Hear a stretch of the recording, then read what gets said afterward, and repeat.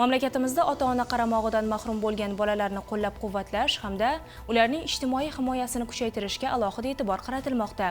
Prezidentimizning bolalarni ijtimoiy himoya qilish tizimini yanada takomillashtirish chora-tadbirlari to'g'risidagi farmoni bu boradagi ishlarni yangi bosqichga olib chiqib, bolalarning huquq va manfaatlarini ta'minlashga xizmat qilmoqda. Ushbu ezgu tashabbuslar doirasida Parkent tumani prokuraturasi tashabbusi bilan ota-ona qaramog'idan mahrum bo'lgan bolalarning bo'sh vaqtini mazmunli tashkil etish maqsadida poytaxtdagi savdo-ko'ngilochar markazga sayohat uyushtirildi. Mazkur sayohatdan ko'zlangan asosiy maqsad bolalarning bo'sh vaqtlarini mazmunli tashkil etish, ularni ijtimoiy qo'llab-quvvatlashdan iboratdir. Ayni vaqtda tumanda 39 nafar yetim, 174 nafar ota-ona qaramog'idan mahrum bo'lgan bolalar ro'yxatga olingan bo'lib, ularning 72 nafari vasiylikka, 93 nafari homiylikka, 4 nafari oilaga tarbiyaga, 5 nafari oilaviy bolalar uyiga joylashtirilgan. Mazkur tadbirlar bolalarning dunyoqarashini kengaytirishga hamda ularning ijtimoiy moslashuvchanligini mustahkamlashda asosiy ahamiyat kasb etadi.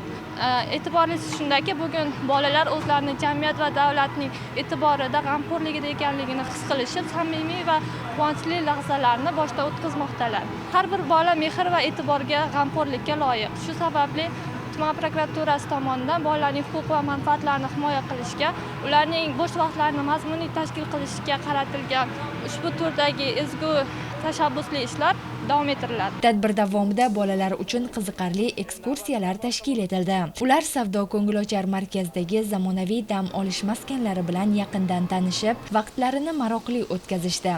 Shuningdek, turli attraksionlarda hordiq chiqarib, unutilmas taassurotlarga ega bo'lishdi. Farzandlarimiz mana bugun Muzsaroyda juda ham xursand bo'lib, madaniy hordiq chiqozmoqda.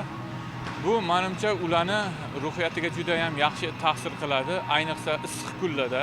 Davlatimizdan ham juda ham katta minnatdormiz, chunki bularga alohida mehr ko'rsatib, shu farzandlarimiz uchun shunday tadbirlarni uyushtirib bermoqda. Nevaram 4 yoshidan boqaman. Mana bugungi kelib olib keldim, shundaqangi xursand, o'zim xursand bo'lib yo'timman.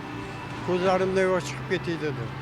Bu bolalar xursand bo'layotgandi. E'tibor uchun davlatimizga rahmat, prezidentimizga, xodimlarga, hokimiyatga, prokuratura, ijtimoiy himoya hammasiga kattadan katta rahmat. Bolajonlar ko'zlarida aks etgan quvonchdan anglash mumkinki, tadbir chindan-da ularga manzur bo'ldi. Eng muhimi, bolajonlar o'zlariga bo'lgan e'tiborni yana bir bor his etdilar. Bu kabi ezgu tashabbuslar ularning hayotga bo'lgan ishonchini kuchaytirishga xizmat qiladi.